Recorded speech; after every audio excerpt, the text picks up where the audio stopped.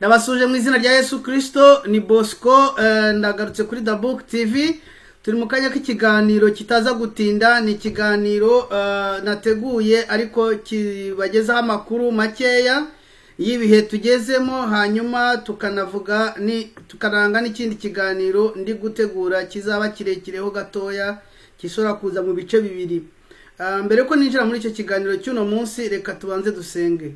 Mana, turagushimye, turaguhimbaje kuko waduhamagaye ukadushyira muri uno murimo. Suko turi beza, suko turi intungane, suko dukeye, abwo n'ubuntu watugiriye, uduhindura igikoresho cyawe kugira ngo ducemo ubwira abantu. Turagusabye ngo uhagarare kuri twebwe, ubwire ubwoko bwawe, duceceke, uvuge, tubisabye mu izina rya Yesu Kristo, amen.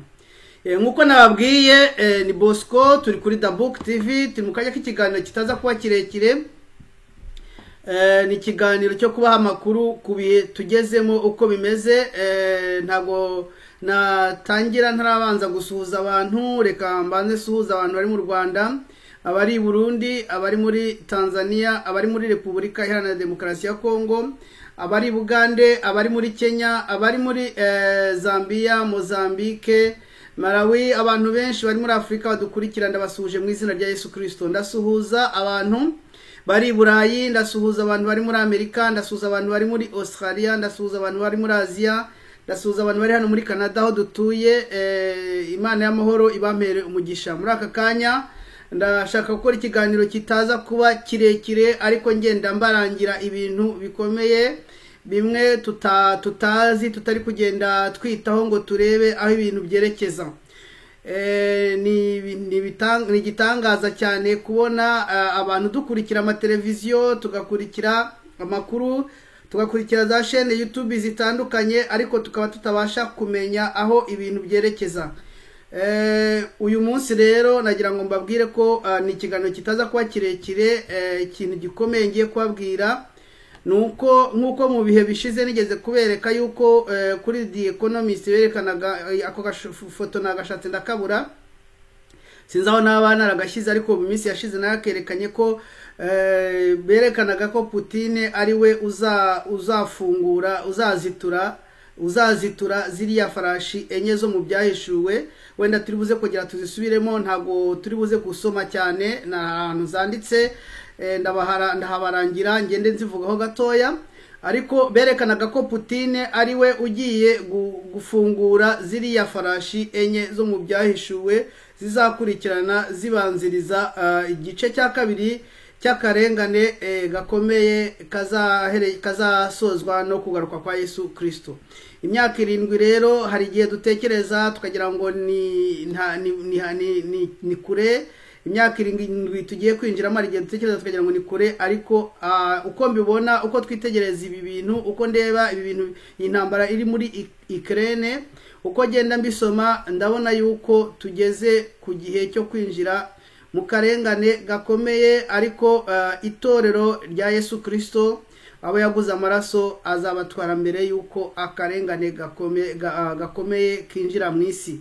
Nakunze kwivuga kenshi, ntago nakongera kubisubiramo, ariko abizera ko akarengane bazaca mu karengane bakaba babyizera gutyo, reka mbabwire ngo uko mwizera bizaba ariko bibabera. Ariko abizera yuko Yesu azadutwara akarengane katarinjira, akarengane gakomeye, tuzazamuka mu itorero, tuzumva impanda, tuzamuke mu itorero. Reka rero no gutinda, uyu munsi nagira ngo mbanze mbasomere zimwe muri texte, amasitation nagiye nsoma ahantu hatandukanye yerekana ibihe tugezemo. Ibihe tugezemo ni ibihe bikomeye cyane. Aba bantu bagiye babyandika, natwe ntago ntitwabimenya, tugira ngo ni ibintu byoroshye, ariko ni ibintu bikomeye bagiye babishyira mu bitabo. Aragatabo mperutse kubasomera, mbasomeraho message nkeya. Hari izindi message ngiye kubasomera nanone n'utuntu tubiri, ngiye nafata agatext gatoya nkaba ariko ndobanura muri message yose, kugira ngo mwumve ko ibi bintu baba babiteguye. Sinzi, ndacyavugira mu migani, ariko nagira ngo mbabwire ko tugiye kwinjira mu kaga gakomeye, cyane cyane inzara igiye gukwira isi yose. Ndibuze kubigarukaho mbisobanure neza, ariko inzara ikomeye igiye gukwira isi yose. Hari umuntu uherutse kumpamagara arambaza nari maze gutanga kiriya cyigisho mvuga kuri ririya jambo rya Macron, aho yavugaga ngo tugomba kugira plan de résilience.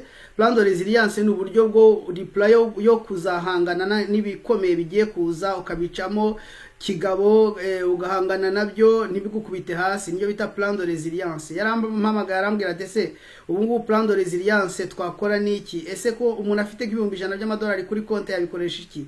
Afite ibihumbi 10 by'amadolari kuri konti yagura iki? Niye yakwinvestisa ayo mafaranga? Byagenda bite?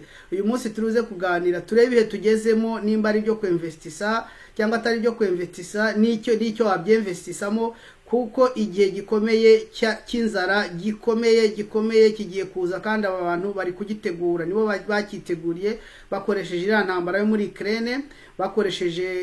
muri Ukraine, n'ibindi turi buze gusubiramo. Ntago nahita ninjira muri iki kiganiro ntarabasomera ibyo bintu ngiye kubasomera. Ni ka gatabo kanditswe kitwa Le Message du Maître le Christ. Nagira ngo mbabwire yuko aba bantu bo mu bwami bw'umwijima bagira notion bita le principe Christ. Le principe Christ no kuvuga ngo ba Kristo ntago ari umwe gusa uri atwizera Yesu Kristo, hari ba Kristo benshi. Ngira ngo nibyo wa mu pasteur ukomeye cyane ntirwa mvuga izina, wa mu apotre ukomeye cyane mukunda ntirwa mvuga izina yavuze ntimwabyumva.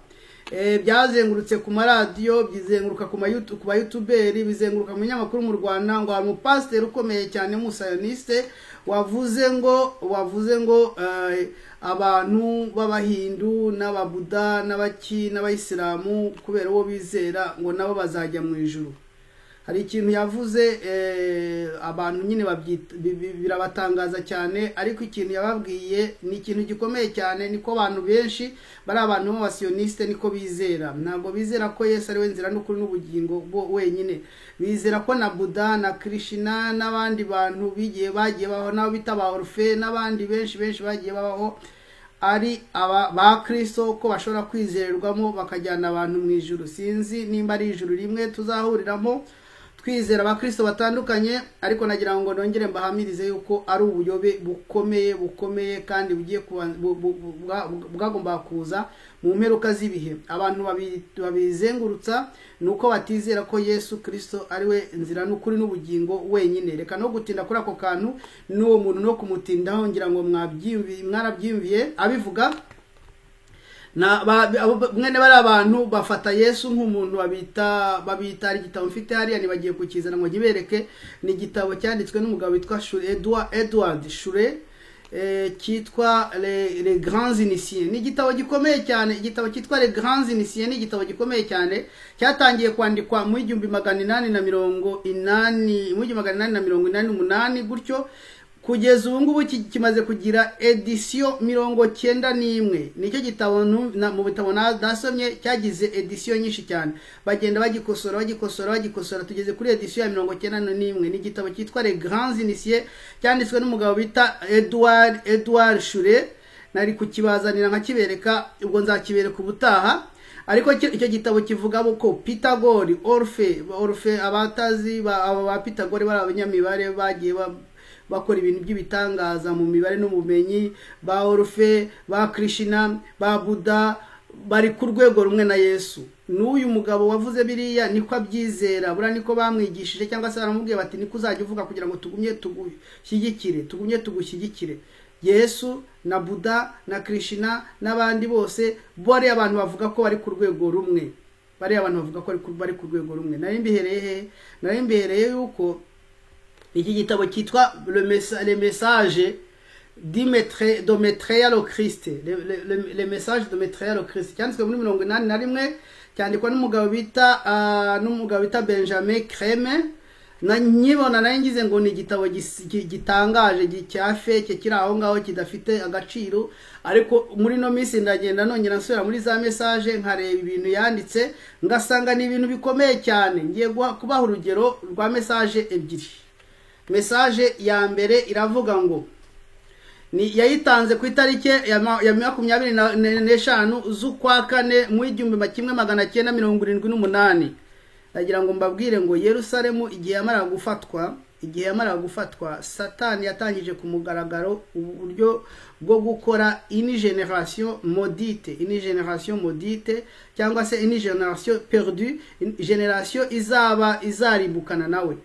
Ayishaka guhera mu bakirisitu kuzagenda kugera mu yandi madini yose n'abatizera abashyiramo. Afite ukuntu agenda amanipira abantu bose guhera mu bakirisitu agashyiramo abapasiteri nababwiye, bakagenda bayobya abantu. Iyo generation perdue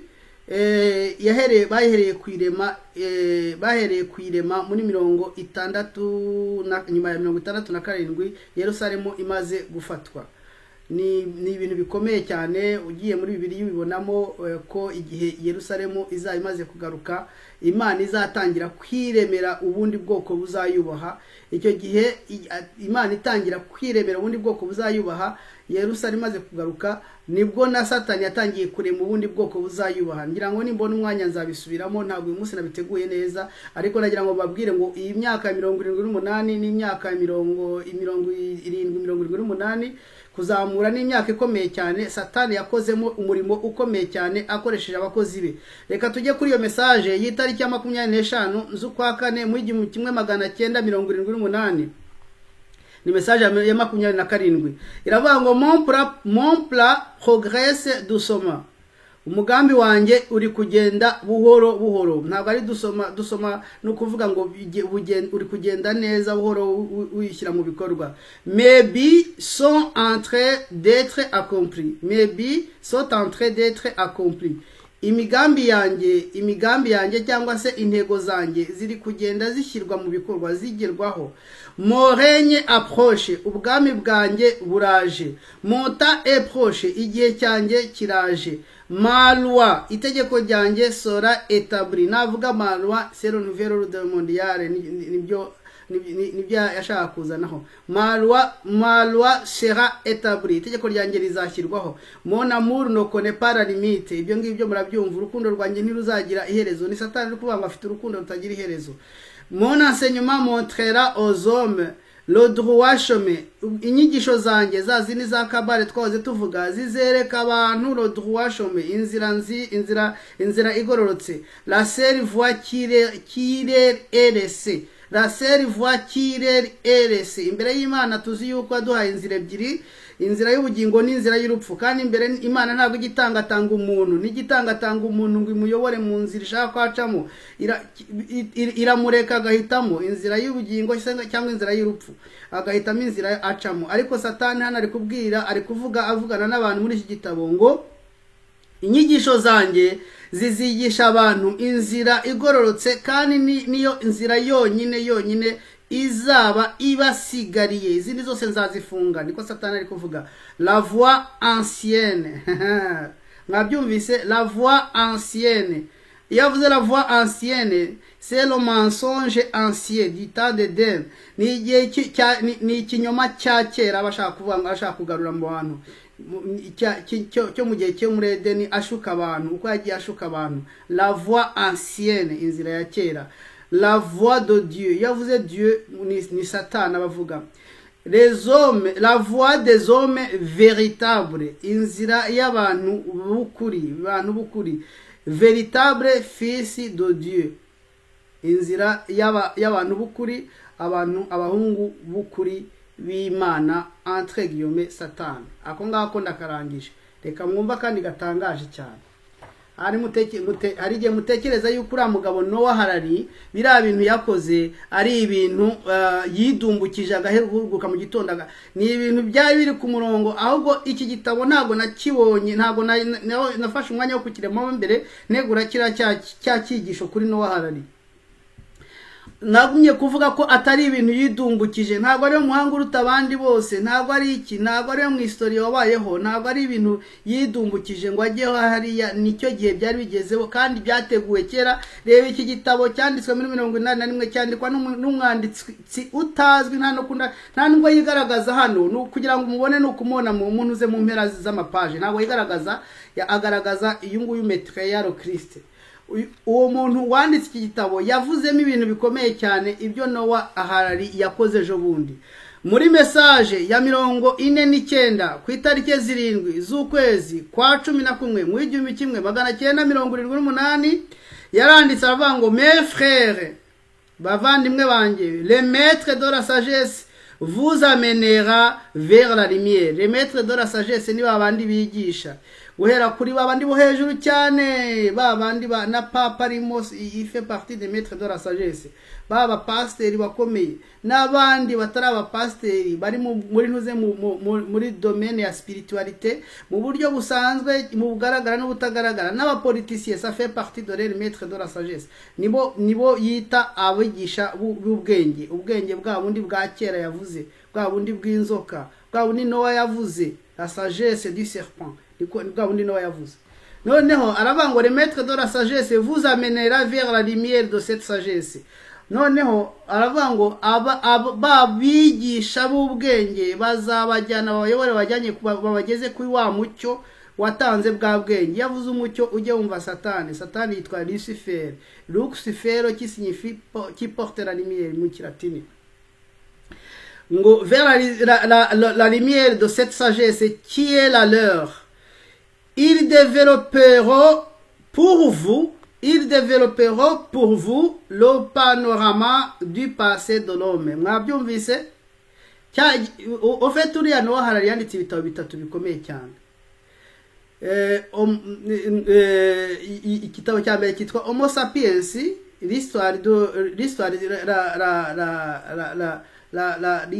l'humanité. Icyo ni igitabo cya mbere. Icya kabiri cyitwa nanone Homme Deus, la future histoire de l'humanité, ou bien la future histoire de l'humanité, hari ni kuparafraza, ariko Homo Deus narakibigishije. Icya Homo sapiens sisa ntabwo nigeze nkibigisha kuko sinakiguze, kuko icyo kivuga ni ibintu twagiye twiga mu mashuri, ni kwa kundi bakoze evolution.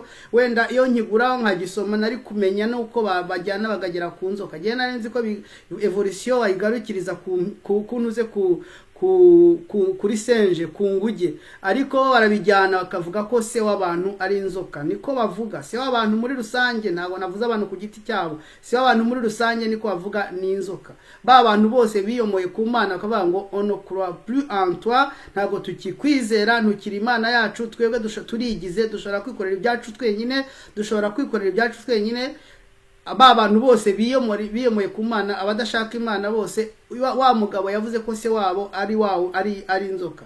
Noneho uyu nguyu yaravuze ngo ils dévoileront pour vous le panorama du passé de l'homme. Ni cya gitabo yanditse kuri passé de l'homme, dore uko umuntu yagiye yevuriwa, dore nguko muri cya gitabo cyitwa Homo sapiens. Nabwo nakiguze, ariko narakirebyeho ndagisoma inyuma ndi muri ntuze mbona ibyo avuga, sinakwirwa nyigurira gitabo kuko mbizi bagiye babyigisha muri evolution, ba Darwin n'abandi bose nibyo bigishaka. Arakomeza, ils dévoileront pour vous le panorama du passé de l'homme et vous apprendront les lois de l'ancienne et guideront vos pas vers le futur. Ya mategeko Nowa yanditse 21 agenga ikinyejana cya 21 ni ibingibi yanditse ngo ils vous apprendront les lois anciennes et guideront vos pas vers le futur. Akandi bazabigisha, bazabateza intambwe muri futur. Ils guideront vos pas vers le futur. OK.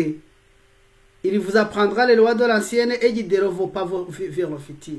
Donc muri makeya mwumvise bya bitabo bitatu Nowa yanditse bigakwira ku isi yose, bakabikwiza ku isi yose, ko ari uyu abari barabiteganije muri 78. Uyu mutipe wanditse kino gitabo muri 81. Ama message yaje muri 78. we yaherezaga ntabwo tumuzi, ariko uyu yarayakoporoye muri 81. Ejo bundi Nowa Harari afata yandika ibitabo bitatu neza bivuga iyi message ya 49 avuga ngo azabigisha uko umuntu yabayeho, amateka y'umuntu byagenze gute, guhera muri Edeni byagenze gute, yagiye evoriwa gute, ava kuri ise twavuze aragenda agera kuri nguge, aragenda agera uko ameze ubu ngubu. Nowa Harari yanditse igitabo, arangije yandika n'igitabo kivuga Homo Deus, umuntu Mana, la future histoire de l'humanité, la future histoire de l'humanité, ariko cyanditse ubushize narakibasomeye. kijyanye kivuga uko umuntu azaba ameze mu gihe kizaza. Icyo narakibasomeye, mbasomera n'ikindi gitabo cyitwa le 21 lois du 21e siècle, iki amategeko 21 azagenga ikinyejana cya 21. Ibyo byose muri ntuze muri message y'uyu mugabo Maitreya ayibwira umuntu wayanditse byanditsemo. Mwumve ko ari ibintu baba barateguye. Ako ngako tukaveho. Sinzi nimba muri gushidikanya ko antikristo azaza. Bari abantu ze ba Nostradamus baramuhanuye. We Nostradamus yahanuraga yavuga antikrist. Uva ko Nostradamus we yarafite notion ku Mana, ntabwo yavugaga antikrist. Yaravuga ngo uzabanziriza Kristo Yesu, uzamubanziriza azaza. Yaramuhanuye Nostradamus, nuko ubuhanuzi bwe bukomeye kubwinjiramo ntabwo nabwinjiramo, hari igitabo nabonye burimo. Ariko nagira ngo mbabwire ngo ndatekereza yuko mutari kuduta rwose ko Nouvelle Ordre Mondiale iri kuza, kandi umuntu uzawiyoboye niwe uzaba ari antikristo. Reka mbasomere zimwe rero muri citation zikomeye zavuze kuri Nouvelle Ordre Mondiale. Iya mbere ni ya Jean Paul II. Ari umupasiteri kwiye kuganira ambwira ati buriya idini gatolika ryari rifite bana yo mwijuru, ati idini gatolika ryari rifite rwose umusimamo mwiza, rifite imbaraga, rifite ntuze inyigisho nziza, umusimamo mwiza, rikiyoborwa na Jean Paul II. Bariya bose mubona n'uwaza yigira nk'intama, n'uwaza ameze gute, bose bari muri systeme. Ubu ukuntu yavuze Jean Paul II muri 1992 yavuze ngo vers la fin de cette décennie nous vivrons le premier gouvernement mondial à exister dans la société des nations. Donc yavuze muri 1992 avuga ko bizaba impera y'icyo kinyejana cya 19 hari hafi mu 2000 ko yabivugaga, aba ngo vers la fin de cette décennie, ngo mu mpera y'iki kinyejana, y'iki kinyecumi cy'imyaka tuzabona gouvernement mondiale ya mbere yabaho, izabaho muri société des nations. Un gouvernement avec l'autorité absolue, gouvernement izaba ifite ubutegetsi bwose do décider sur toutes les issues de la vie humaine, ni gouvernement izafite ubutware bwose cyangwa ubutegetsi bwose bwo gufata ibyemezo ku bintu byose birebana n'ubuzima bw'umuntu, nta na kimwe kivuyemo. Guhera gutekereza, mbabarire, guhera gutekereza kugera ku byo ugura, kugera ku byo wambara, kugera ibyo ku myizerere yawe uko wizera, iyi gouvernement niyo igomba kubidesida. Niko yavuze. Byasohotse mu gitabo cyitwa The Keys of This Blood, cyanditswe n'umugabo witwa Malachi Martin, ni umujesuite ukomeye cyane. Yari gutanga ntuza interview kuri papa, umujesuite ukomeye cyane witwa Malachi Martin. Yanditse igitabo cyitwa The Keys of This Blood, donc imfunguzo z'aya maraso.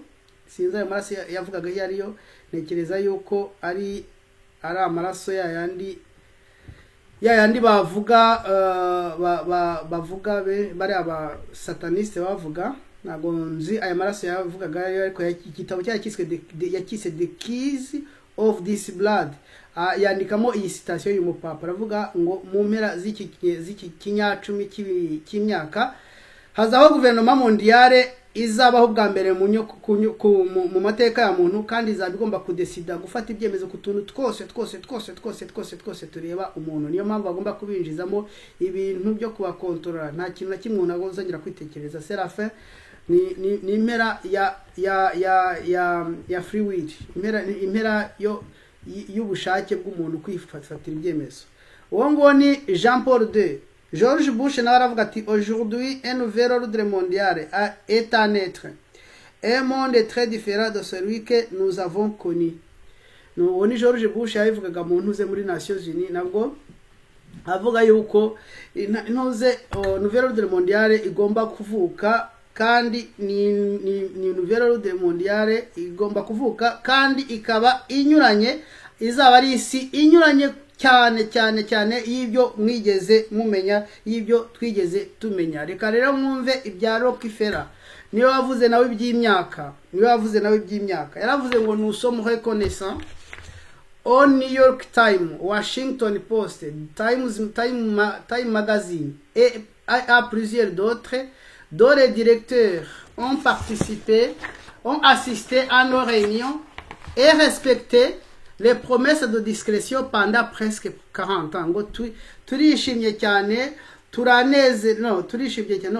turashimira abayobozi b'ibinyamakuru nka New York Times, nka Time Magazine n'ibindi binyamakuru, abadirecteur babyo baparticipe mu manama yacu kandi bemera ko bazabika ibanga mu gihe cy'imyaka 40, mu gihe cy'imyaka 40, il aurait été impossible pour nous de décider et de développer nos plans pour le monde si nous avons été soumises à la lumière et la publicité dira toutes ces décennies. Ngo byari ko ari ibintu bikomeye cyane kuri twebwe iyo tuza kuba twaragiye dushyirwa kuri projecteur bakagenda ibyo dukoze byose babishyira mu binyamakuru abantu bakabimenya. Nagira ngo mbabwire ngo ibihe dusoyemo ni ibihe bikomeye cyane, abantu ntabwo bari kubitekereza ngo babyumve, ariko ni ibihe bikomeye cyane kandi barabivuze baba ari abategetsi b'amadini. Twamwumvise Yohani Paul wa kabiri, twamwumvise abivuga, baba ari abayobozi, ntabwo nakomeza za citation nyinshi cyane, baba ari abayobozi bagiye bavuga yuko tugiye kwinjira mu gihe gikomeye cyane nouvelle ordre mondiale, kandi umuntu agomba kuyiyobora ni antikristo. Nostradamus yamwise antikristo, uzabanzira Kristo.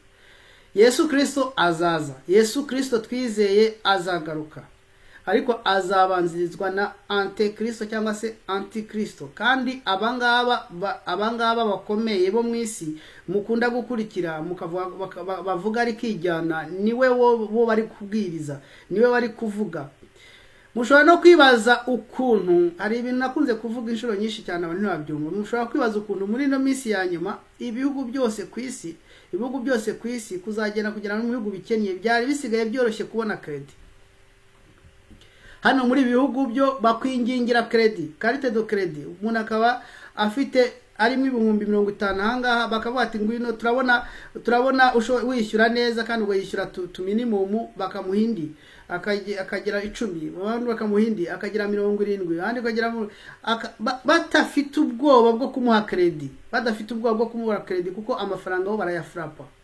Reka nze kureba mu kantu ariko uwo mugabo yavuze amafaranga bo barayafrapa. Bura tuzafata igihe turebe ukuntu uburetwa bw'amafaranga ari uburetwa bukomeye cyane. Satani yahaye abantu uburenganzira bwo gufrapa amafaranga. Ubutunzi bw'inyabwo twagobye kwa dufite izahabu zacu cyangwa amafaranga cyangwa se imirima yacu cyangwa se amazu yacu twarabyipotetse baduha ibipapuro by'amafaranga.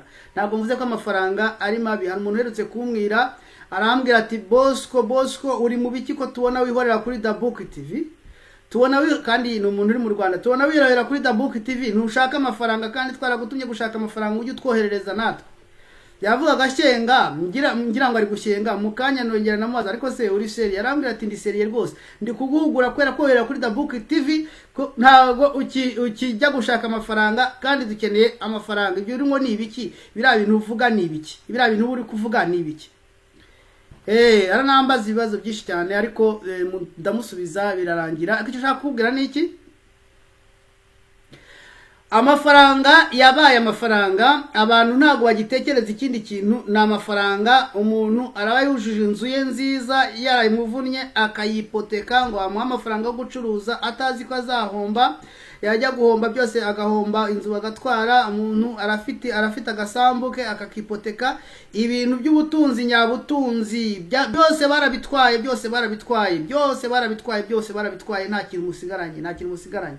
N'ufite inzu bahayeho credit umenye ko atari yawe, umunsi umwe bazakubwira bati sohokamo ugende. Ibintu cyitwa ubutunzi nyabutunzi byose barabutwaye, kuko Satani yabemereye gufrapa amafaranga. Hari umugabo bita Nathan Rothschild, numwe mu bantu ze baba Rothschild, famille ya Rothschild, yaravuze ngo laissez-moi émettre et contrôler la monnaie d'une nation et je m'en fous de ce qui en fait la loi. Niko yavuze Nathan Rothschild iravuga ngo reka mundeke nkubite mu gifaransa bagita frapper la monnaie ni ukora amafaranga mureke nkora amafaranga kandi nyakontrole mureke nkora amafaranga kandi nyakontrole kandi je m'en fous ntacyo bimbwiye by'abakora amategeko agenga isi ari abakora amategeko agenga isi nige mbatwara gukora ko ngiye mfite amafaranga niki amafaranga n'ibipapuro ntago mvuze ko tutayakeneye umuntu twaraganira nabwo nanjye ndakenda amafaranga ndayafite rega ati none kutaduhereza ntifita yanjye gusa mfita yanjye ampagije nize ubwenge bwo gushaka amafaranga ampagije makeya ayo nkeneye niyo mfite ni nka cyagiye Yesu yahamagaraga bageraga imbere ya Bezo yo gusora akabwira umwe mu bigishwa be ngo bagende barobifi baragenda barobifi barangije bayibaga basangamo ifaranga igiceri cyo gusora byigishaga iki bira bintu byigisha ntago yarananiwe kugenda ngo ababwire ati mugende muroye n'amafaranga muroye amafi menshi cyangwa se muroye igifi kinini murasanga cyaramize amafaranga menshi ntibazongeye kugira ikibazo cy'amafaranga nibongera kudusaba gusora tube dufite amafaranga tubaha ariko yabemereye ko bagenda bakaruba ifi bagasangamo ifaranga rimwe ryo gusora gusa icyo gihe babatse umusoro amafaranga turayakeneye kuko systeme y'isi ishingiye ku mafaranga ariko nagira ngo mbwire ngo ntago ukeneye amafaranga yo kubika ko mu minsi itaha nta kintu azaba kikumariye ngiye kubikwereka muri no minsi mu minsi itaha amafaranga ubitse kuri konte nta kintu azaba kikumariye bazahindura ubusa kandi iby'ingenzi mu minsi itaha ntabwo amafaranga ariyo azaba afite agaciro ikizajya gifite agaciro nicyo bita roble sinzi impamvu ntabwo nzi impamvu ntabwo nzi impamvu hari expression ivuga ngo je vais iradible ngo tere personne ngo iradible ngo runaka ngo afite ingano ntabwo nzi ubu ngubu nibwo ntangiye kubona aho byaturutse ngo aho kugira ngo avuge ngo afite amafaranga menshi avuga ngo afite ingano zigiye kuba la monnaie d'échange ingano zigiye kuba la monnaie d'échange ingano zigiye kuba baramone bateza iriya ntambara yo muri Ukraine ubundi ni ntuze ni les terres les plus fertiles du monde nizo nibo bahinga ingano nyinshi nibo bahinga ibigori byinshi abantu bize by'ubuhinzi bazi ibyo bita les terres noires ahantu hose ku isi ahantu hari les terres noires niho hari fertile niho haba hera cyane muri Ukraine no mu Burusiya rero niho hantu hambere ku isi hari les terres noires bakaba Ukraine n'Uburusiya bonyine bakaba produza 1/3 cy'ingano zikwira ku isi yose Ukraine n'Uburusiya bonyine bakaba produza 1/3 cy'ingano zikwira ku isi yose aho hantu rero ibyo bihugu bibiri nibyo biri mu ntambara ntangano bagihinga izari ziri muri Ukraine ntago zikibasha kugera kuri mer noire kugira ngo baze exploite kuko mer noire yafashwe n'Abarusiya ubungubu na inzira ihajya bayafashwe n'Abarusiya Abarusiya nabo banze no gucuruza ingano ntibakizicuruza habe n'Abashinwa no kuzicuruza ku Bashinwa cyangwa se n'abandi bihugu byo muri Aziya habe no kuzicuruza muri Europe kubera ko bafunguye ibanga yuko ingano zigiye kuba monnaie d'échange babantu bambajije ngo mumbabarire hari igihe mvuga cyane akabagiye mvuga buhoro abantu bambwiye ngo mvuga buhoro ngo bikabagora kunkurikira nizere ko uno muri kunkurikira akenshi cyagiye ngitangira nabwo mfite mikro ariko ntago nzifite ubu ngubu ndagerageza kuvuga cyane nagira ngo mbabwire ngo babantu bambajije bati amafaranga dufite mumbabarire amafaranga dufite kuri konte twayagura iki abari hafi bashobora kugura ingano muzigure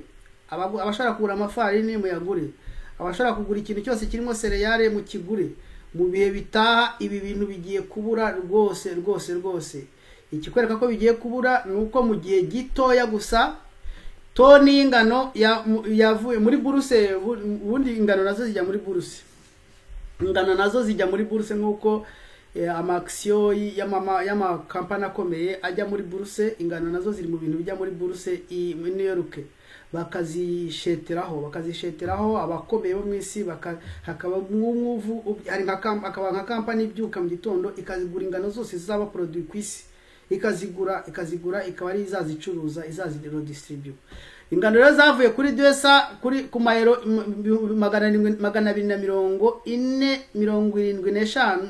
275 toni y'ingano yavuye ku mayero 275 iragenda ikubita hejuru ya 400 kandi iracyazamuka kuko aba bahungu bo binuze b'i New York bari muri bourse bari gukora icyo bita speculation.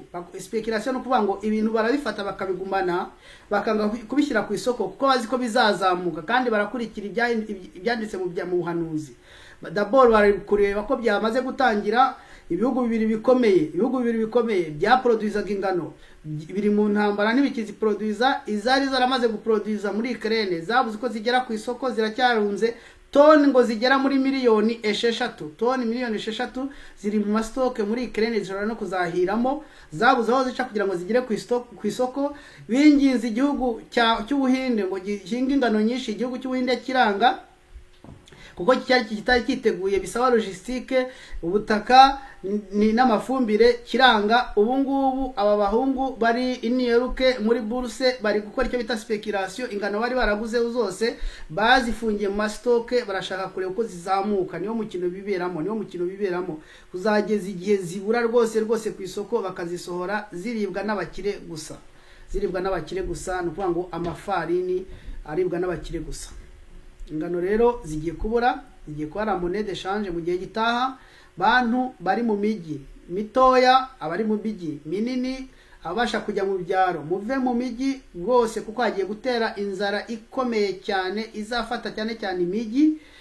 Nkuko wa mutipe wo muri yantuze wanditse kino gitabo yavuze ngo Satani ngo afite honte, ngira honte de voir les gens qui sont ngo réunis dans des villes, amassés dans des villes qui meurent de faim, des femmes, des filles, des femmes, des hommes, des enfants qui meurent de faim, et réunis amassés dans des villes. Ngafite isoni z'abantu bari gupfira mu migi bazize inzara. Nagira ngo mbabwire ngo abantu bari gupfira ni barapfa igihe kizagera abantu bapfe bazize inzara kubera kubura ibyo kurya. Kandi ibyo kurya byose kwisi bishingiye ku mugati, gishingiye ku ngano. Ingano zabuze n'ibindi byose byo kurya birahenda, nagira ngo rero babwire ngo ntago ari ntuze, ntago ari metaphore.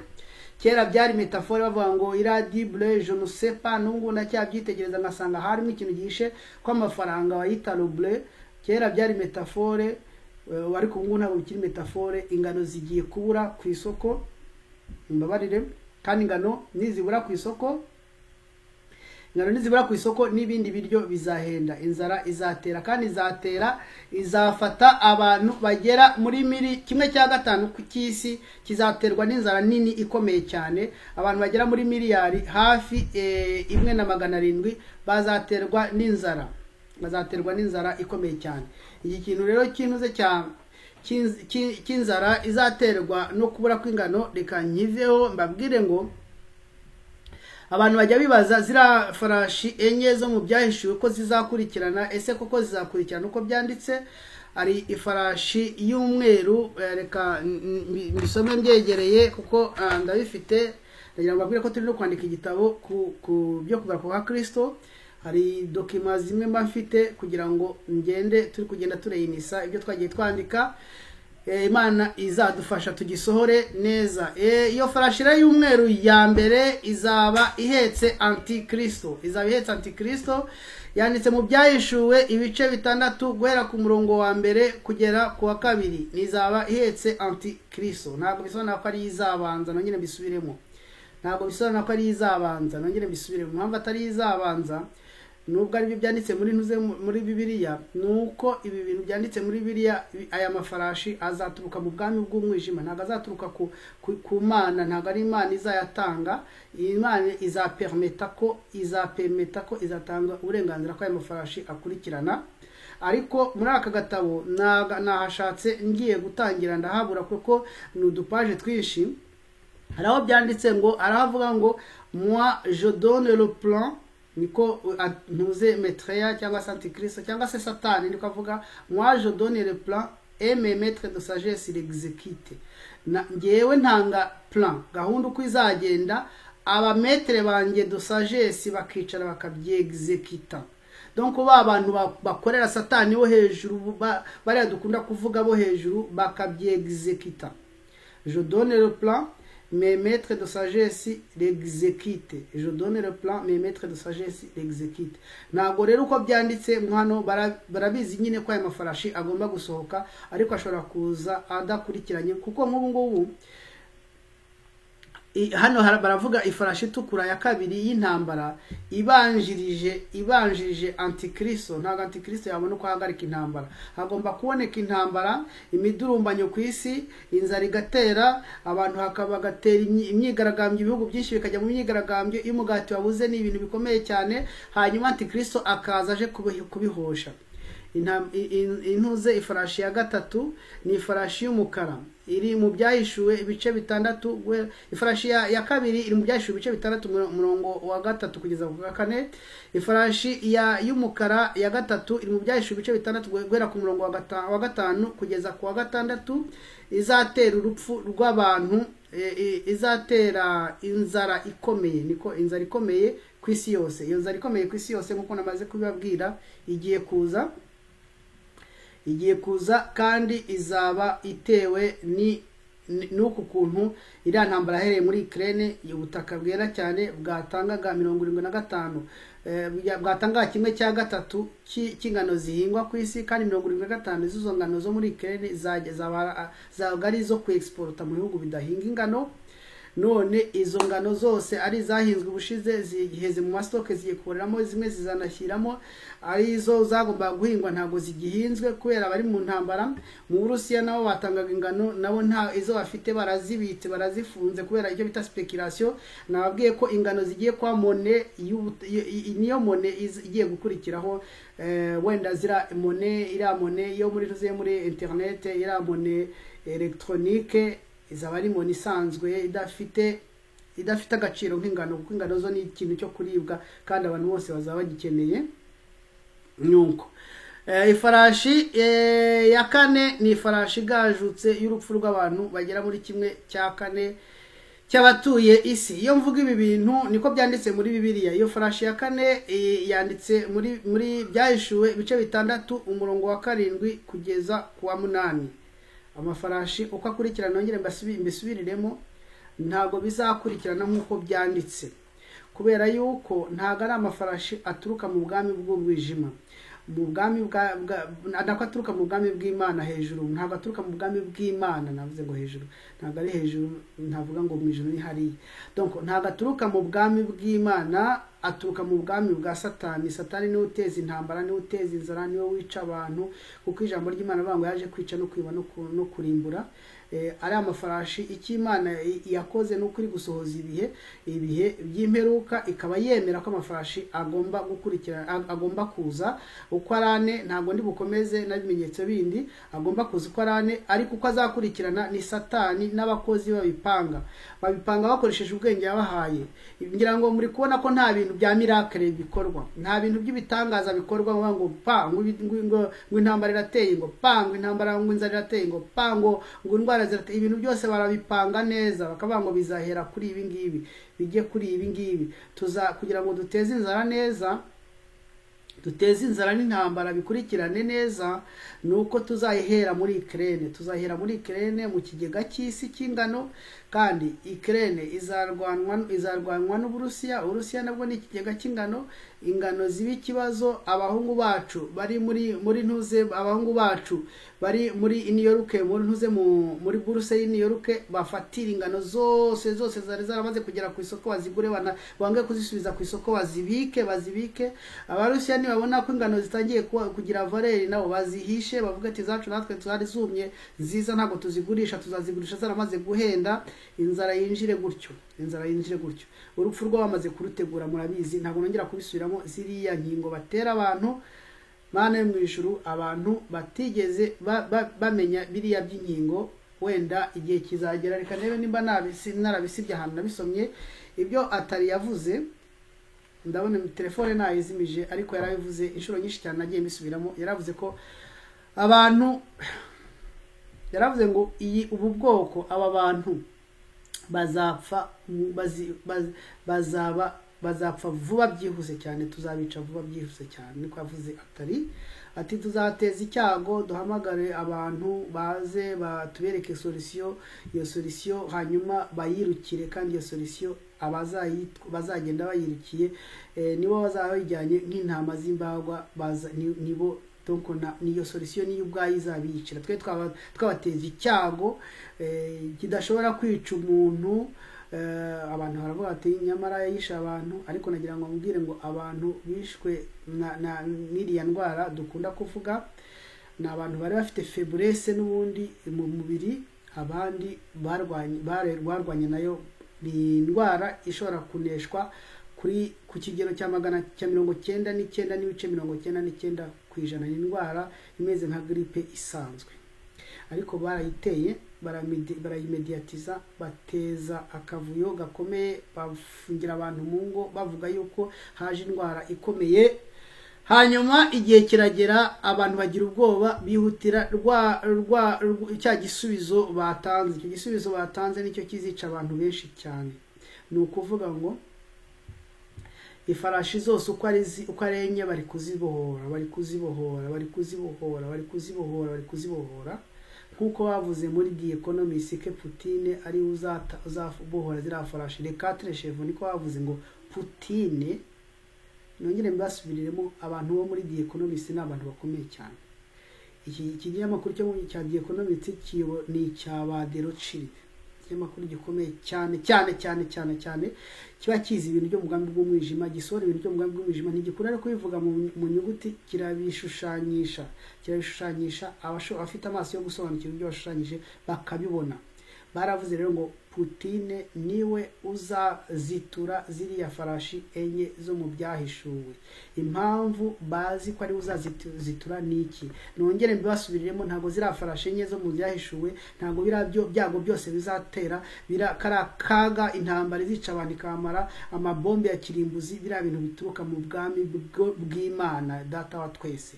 Biriya bintu bituruka mu bwami bw'umwijima, nuko Imana izatanga uburenganzira bw'uko byemera kuza, kuko ubundi bashaka ko biza kera. Ntabwo nakuvuga mbisubiramo, sinatanga ingero ngo zigire ngo nzinjiremo, ni ingero nyinshi cyane. Bashaka ko biza kera, bashaka ko bira bintu biza kera, ariko Imana yagiye ibihinda kugeza igihe cyategetswe, kuko niyo izi igihe cyategetswe. Iyo rero igihe cyategetswe kigeze, Imana akazi kayo ikora, iravuga, itanga uburenganzira. Ijambo ry'Imana bavuga umwana w'intama amenye ikimenyetso cya mbere, twumva ikizima kiravuze ngo ngwino. No kuvuga ngo Yesu Kristo muri aka kanya ari kumena ibimenyetso, agiye kumena ibimenyetso.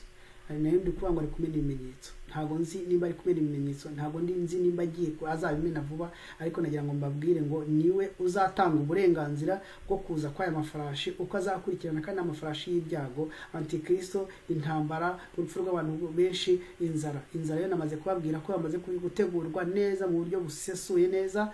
Intambara yo bamaze kuyikubitamo, mwayibonye, ya Ukraine n'Uburusiya, ndetse mu bihe bitana Finland na Sweden byinjiramo, Uburayi bwose buhite bufatwa, kandi isi yose bayamfurame, nkuko nabibasobanuriye, nkuko Natali yavuze ngo bizaba ari chaos polycentrique. Iyo chaos polycentrique nk'ubwoko bwose butandukanye, hari naho hatazaba hari inzara, hari imyigaragambyo, hari intambara, ariko hari imyigaragambyo karundura, abantu bicwa n'inzara bakajya mu mihanda bakavuza induru bati turashaka imigati, turashaka umugati. Hatari intambara rwose yo kwica abantu, ariko hari imyigaragambyo karundura, batwika ibintu, bagira gute, basahura amazu. Nagira ngo rero mbabwire ngo ubihe tugezemo ni ibihe byo gutekereza no kwitegereza, tukamenya aho isi yerekera.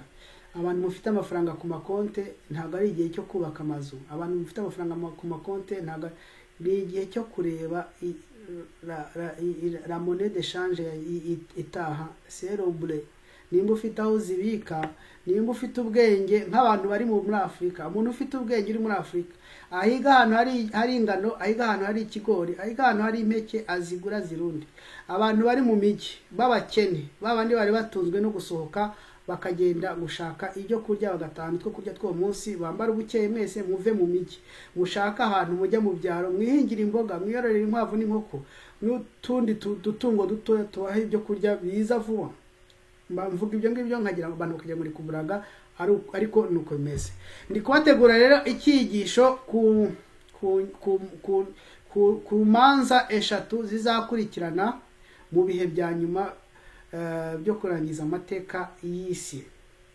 Imanza eshatu zizakurikirana mu bihe bya nyuma byo kurangiza amateka y'isi. Ebyiri zizakorwa na Kristo, urundi ni urubanza ruzakorwa n'Imana. Ariko reka ndi kubategura neza, nzabaha icyigisho cyiza gitomoye nka kwa kundi najyaga tubitanga dufite n'imirongo muri Bibiliya. Mu nsengere mugumye mu nsengere muri namisha Satani ari kundwanya mu buryo bumwe n'ubundi, akantereramo imbere mu mubiri, akantereramo inyuma mu bantu bo hanze, akanterera ahantu hose kubera ubutumwa ndi gutanga ni ubutumwa bukomeye. Abantu bari gutanga ubutumwa bameze gutya bose baragoswe hirya no hino, turagoswe hirya no hino, ariko ntabwo dufite ubwoba. Uwo dukorera afite imbaraga kurenza uwo bakorera. Reka dusenge naza kurondogora. Mana turagushimye, uri Imana nziza, uri Imana yaduhamagaye.